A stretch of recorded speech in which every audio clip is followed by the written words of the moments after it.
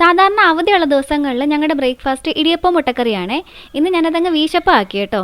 ദേ ഈ വീശപ്പൊക്കെ ഉണ്ട് എന്ത് വരുന്ന സമയം കൊണ്ട് ഒട്ടും എണ്ണയില്ലാതെ നമുക്ക് പെട്ടെന്ന് ഒരു മുട്ടക്കറി എങ്ങനെ ഉണ്ടാക്കുന്ന നോക്കിയാലോ. അതിനായിട്ടുണ്ടല്ലോ മീഡിയം സൈസിലുള്ള 3 സവാള നല്ല കനം കുറച്ച് തിന്നേട്ടം കരിഞ്ഞെടുക്കണേ. അരിഞ്ഞു വെച്ച സവാളിലോട്ട് ആവശ്യത്തിന് ഉപ്പിട്ട് കൊടുത്തിട്ട് കൈവച്ച് നല്ലതുപോലെ അങ്ങ് തിരുമ്മി അതിന്റെ നീരങ്ങ് എടുക്കണം കേട്ടോ. കുറച്ച് പെരിഞ്ചീരകം, ഗ്രാമ്പു, കറുവപ്പട്ട, തക്കോലം, പച്ചമുളക്, ഇഞ്ചി, കറിവേപ്പില, ഒരു പകുതി തക്കാളി ഇതെല്ലാം കൂടി അങ്ങ് ചേർത്ത് കൊടുക്കണേ.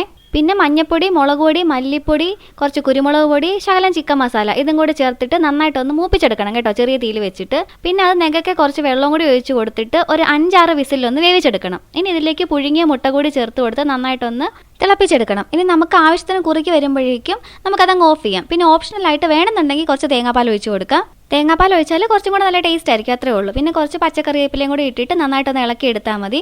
എണ്ണയില്ലെന്നും പറഞ്ഞ് യാതൊരു ടേസ്റ്റ് കുറവുമില്ല. നിങ്ങളൊന്ന് ട്രൈ ചെയ്ത് നോക്കണം കേട്ടോ. അടുത്ത വീഡിയോയിലൂടെ നമുക്ക് വീണ്ടും കാണാം.